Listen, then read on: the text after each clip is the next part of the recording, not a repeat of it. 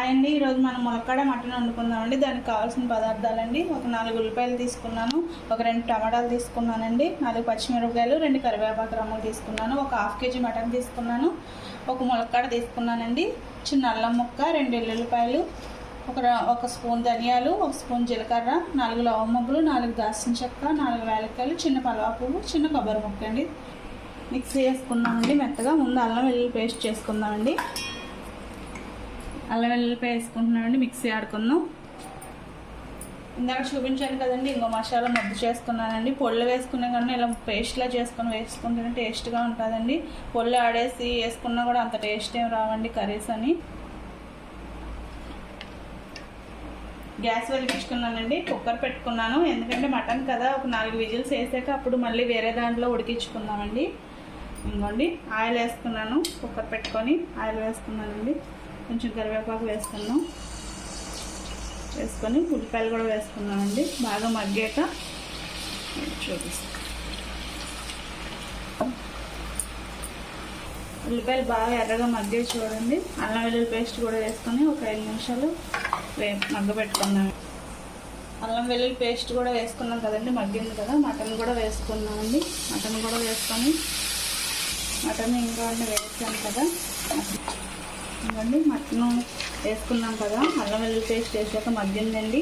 ఇప్పుడు టమాటాలు కూడా వేసుకున్నామండి. టమాటాలు కూడా వేసుకొని ఒక 5 నిమిషాలు మగ్గబెట్టుకున్నాం. రుచికి తగినంత ఉప్పు కూడా వేసుకున్నామండి. కొంచెం ఉప్పు తిన్నవాళ్ళు తక్కువ తిన్నవాళ్ళు ఉంటారు, ఎక్కువ తిన్నవాళ్ళు ఉంటారు. మసాలా కూడా వేసుకున్నామండి. మసాలా ఉప్పు వేసుకున్నాం కదా, మసాలా కూడా వేసుకొని మగ్గబెట్టుకున్నాం. కొంచెం పసుపు వేసుకున్నామండి. ఒక హాఫ్ స్పూన్ కన్నా తక్కువ పసుపు వేసుకున్నాం. కారం కూడా వేసుకున్నామండి. ఉప్పు వేసుకున్నాం కదా, తర్వాత లాస్ట్లో చూసుకొని కావాలంటే మళ్ళీ వేసుకోవచ్చు ఉప్పు.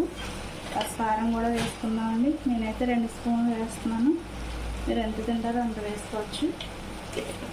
కలర్ పెట్టుకున్నామండి. తర్వాత ఒక 2 గ్లాసులు వాటర్ పోసుకున్నామండి. మటన్ కదా ఉడుకుతుంది. ఒక 4 విజిల్స్ పెట్టుకొని కుక్కర్ మూత పెట్టుకొని 4 విజిల్స్ వేయించుకుందామండి. తీసుకున్నాం కదండి, అదిగోండి తీసుకొని వేరే ప్యాన్ పెట్టుకుందాం. దలసర ప్యాన్ పెట్టుకొని ఇందులో వేసుకొని సిమ్లో పెట్టుకొని ఉడికించుకుందామండి మటన్ కర్రీ. చూసారా, ఇలా వేసుకున్నాం కదా. కొంచెం వాటర్ ఉంది కదా. ఎప్పుడు కూడా మటన్ ములక్కాడ వండుకున్నప్పుడు ములక్కాడలు ఎప్పుడు ఇలాగే వేసుకోవాలండి. ముందు వేసుకున్నాం అనుకో ములక్కాడలు విడిపోతాయి. మటన్ కొంచెం ఒక 4 విజిల్స్ వేసుకున్నాక దించుకొని వేరే ప్యాన్లో వేసుకొని ఇలా వేసుకొని సిమ్లో ఉడికించుకున్నామండి. ఇవ్వండి ములక్కాడలు వేసుకున్నాం కదా, ఉడుకుతున్నాయి. ములక్కాడలు మటన్ ఉడుకుతున్నాయి కదండి. ఇవ్వండి మటన్ కర్రీ దగ్గరికి అయింది.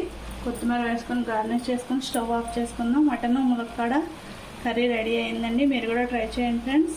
మీకు నచ్చితే షేర్ చేయండి, లైక్ చేయండి, సబ్స్క్రైబ్ చేయండి ఫ్రెండ్స్.